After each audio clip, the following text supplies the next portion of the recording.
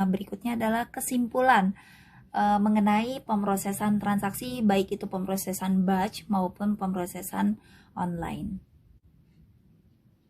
Kesimpulan yang pertama adalah baik batch processing maupun online processing merupakan sistem pemrosesan yang digunakan untuk mengontrol sistem fisik perusahaan. Kemudian yang kedua,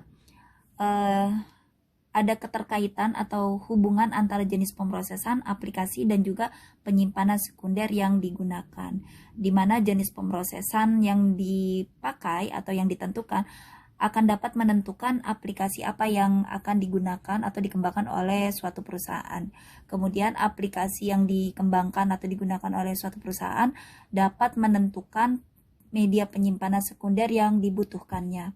Atau jika dibalik, penyimpanan sekunder yang dibutuhkan penyimpanan sekunder yang dimiliki dapat menentukan aplikasi apa yang dapat dikembangkan atau digunakan, dan aplikasi yang dikembangkan atau digunakan oleh suatu perusahaan dapat menentukan jenis pemrosesan apa yang tepat digunakan terhadap aplikasi tersebut. Dan hubungan ini juga bisa melompat, yaitu langsung antara jenis pemrosesan yang dikehendaki dengan penyimpanan sekunder yang dimilikinya atau yang dibutuhkannya, atau sebaliknya penyimpanan sekunder yang dimiliki atau yang dibutuhkannya ini dapat menentukan jenis pemrosesan yang akan dilakukannya, apakah berbasis batch atau berbasis online.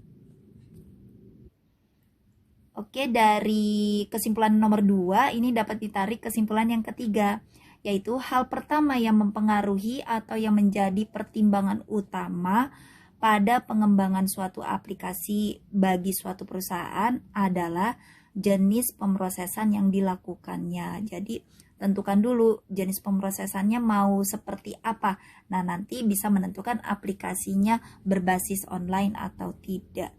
Kemudian bisa menentukan penyimpanan sekunder yang dibutuhkannya berbasis SASD atau DASD.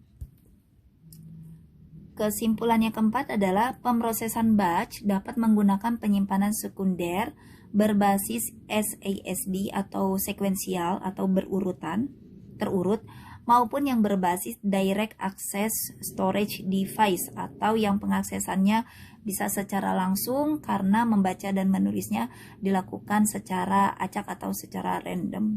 Tetapi sebaliknya, penyimpanan sekunder yang berbasis SASD, jadi kalau penentuannya dari jenis penyimpanan sekundernya, kalau berbasis SSD hanya dapat digunakan untuk pemrosesan batch atau hanya tepat digunakan untuk yang pemrosesannya metodenya adalah metode berkelompok.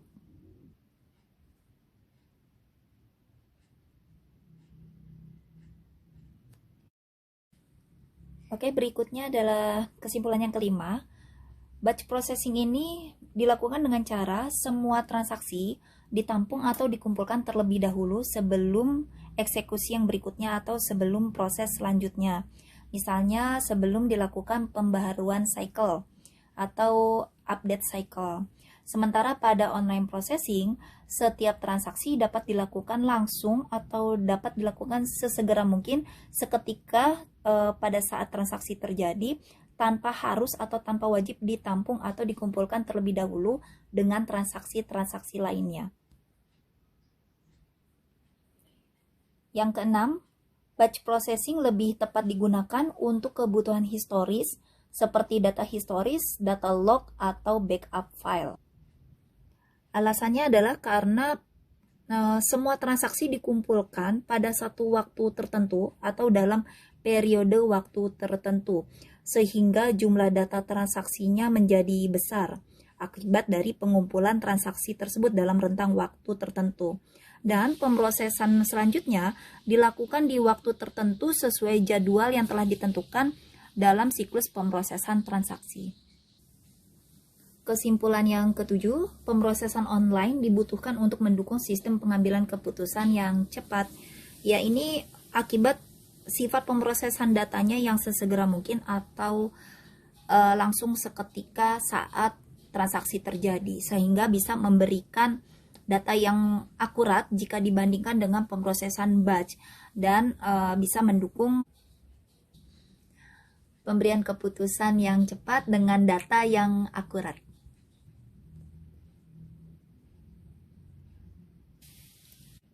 Yang kedelapan adalah sistem dengan online processing biasanya menggunakan komputer untuk mengontrol sistem fisik perusahaan dalam beberapa cara.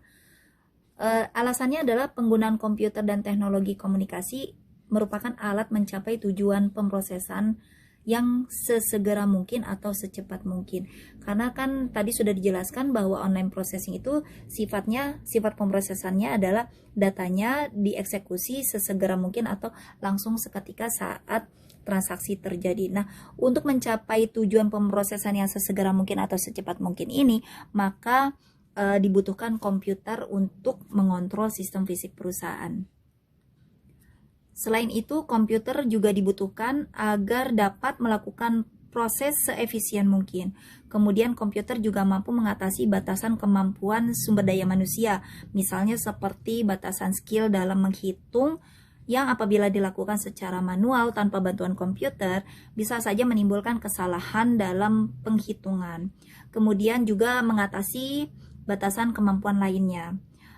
Kemudian komputer juga mampu meminimalkan atau mengatasi batasan jarak dan waktu dengan memanfaatkan teknologi internet, artinya dengan dikombinasikan dengan adanya teknologi internet.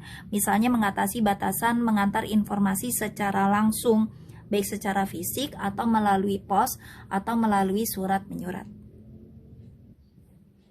Selanjutnya, sistem real time merupakan sistem dengan pemrosesan terhadap transaksi dilakukan dalam waktu sebenarnya atau waktu yang real time atau waktu saat ini saat transaksi terjadi, current saat transaksi terjadi.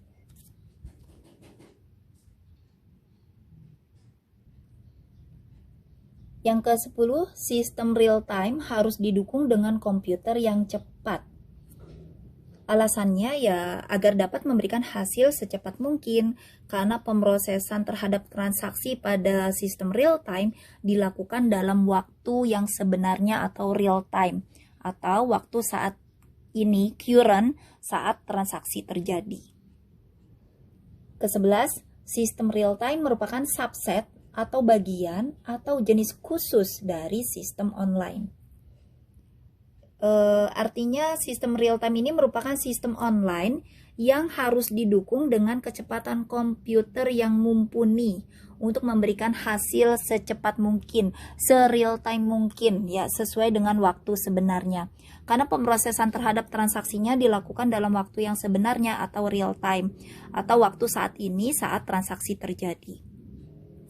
Ke-12, sistem online belum tentu real time, tetapi sistem real time sudah pasti online.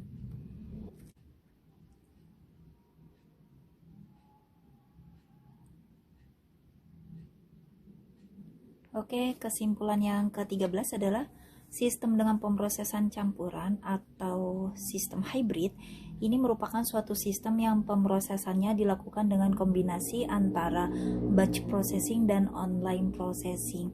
Jadi artinya kita bisa memadukan untuk menggunakan pemrosesan batch dan juga menggunakan pemrosesan online. Contohnya adalah pada penginputan harga-harga beberapa barang belanjaan di terminal pos atau point of sale milik kasir. Kemudian harga-harga yang sudah diinput, transaksi setiap barangnya untuk satu pelanggan ini dijumlahkan. Proses penjumlahan semua harga belanjaan tersebut ini merupakan bentuk pemrosesan online-nya. Namun untuk pemutakhiran data supaya di file master inventory milik toko tersebut akurat, jadi sesuai dengan data yang sudah dibeli oleh pelanggan, artinya berarti stok data di toko berkurang. Pengupdateannya ini, pengupdatean jumlah stok barang pada file master inventory di toko tersebut dilakukannya setelah toko tutup. Jadi jadwalnya setiap toko tutup, artinya siklusnya itu daily cycle. Ini merupakan bentuk contoh pemrosesan batch-nya. Sehingga bisa dikatakan bahwa pada contoh ini toko tersebut memanfaatkan sistem hybrid atau kombinasi antara pemrosesan batch dan pemrosesan online. Kesimpulan yang berikutnya adalah pada sistem pemrosesan online jenis khusus, yaitu sistem pemrosesan real time, pemrosesan terhadap transaksi tidak dapat ditunda atau harus sesegera mungkin, karena waktu itu sangat penting. Karena pada sistem real time ya, pemrosesan transaksi dilakukan di waktu yang sebenarnya, di waktu real time, di waktu saat terjadinya transaksi. Jadi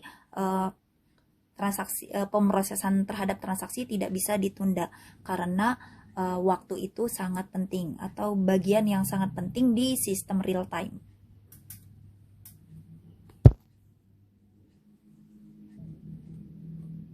Berikutnya, sistem online membutuhkan alat penyimpanan sekunder DASD yang dapat membaca data dan menulis data secara acak. Artinya alat penyimpanan sekunder yang dibutuhkan pada sistem yang menerapkan pemrosesan online harus mampu membaca data dan menulis data tanpa harus berurutan atau dapat dilakukan secara langsung atau direct. Karena setiap transaksi yang diproses tentu saja tidak terurut, melainkan acak ya urutannya.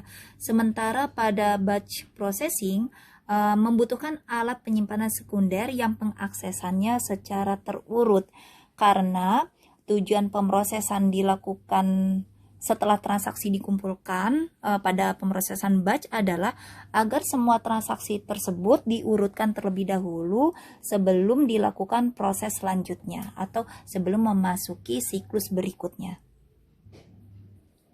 Kesimpulan berikutnya adalah di awal perkembangan komputer, khususnya di awal perkembangan alat penyimpanan sekunder, setelah ditemukannya alat penyimpanan sekunder yang berbasis DASD ya, maka berkembanglah pemrosesan online, dan pemrosesan online ini dianggap sistem mewah karena hanya perusahaan besar saja yang dapat menerapkannya.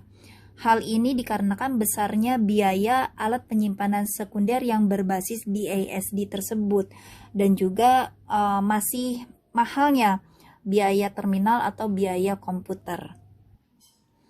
Karena mahalnya alat penyimpanan sekunder berbasis DASD dan juga komputer dan teknologinya, maka hanya perusahaan besar saja yang mampu membeli komputer dan alat penyimpanan DASD tersebut, sehingga pemrosesan online pada saat itu atau di awal perkembangan pemrosesan online dikatakan sebagai sistem yang mewah. Namun sekarang biaya bukanlah merupakan hambatan lagi. Baik itu perusahaan kecil atau bahkan perorangan pun yang menggunakan mikrokomputer ya. Mikrokomputer berarti komputer yang personal komputer itu sudah dikategorikan sebagai mikrokomputer. Dapat melakukan pemrosesan online atau dapat menerapkan sistem yang pemrosesannya online.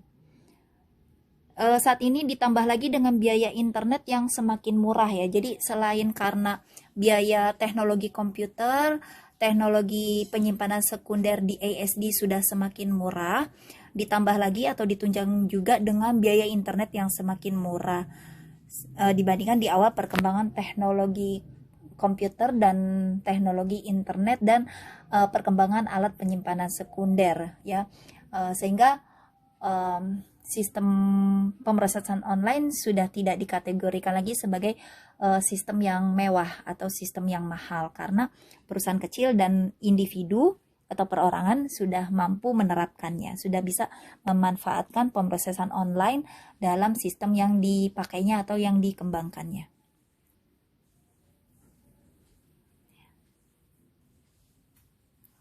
Oke, itu adalah selesai ya, ini referensi yang digunakan. Semua itu tentang pemrosesan transaksi, baik itu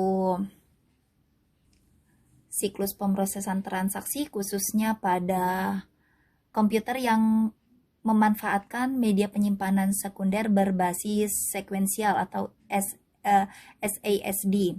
Kemudian ada pemrosesan batch, kelemahan pemrosesan batch, kemudian ada pemrosesan online, sistem real time, di mana sistem real time ini merupakan pemrosesan online dengan didukung dengan komputer yang memiliki kecepatan mumpuni, karena dibutuhkan waktu yang sebenarnya untuk memproses transaksi yang dilakukan pada sistem real time. Kemudian juga kesimpulan mengenai pemrosesan transaksi, baik itu mengenai pemrosesan batch maupun mengenai pemrosesan online. Silahkan baca referensi-referensi lainnya, literatur lainnya untuk memperdalam pemahaman mengenai pemrosesan transaksi, khususnya dalam kajian sistem informasi manajemen. Sekian dari saya, kesempurnaan bukanlah milik saya. Atas waktu dan perhatiannya saya ucapkan terima kasih.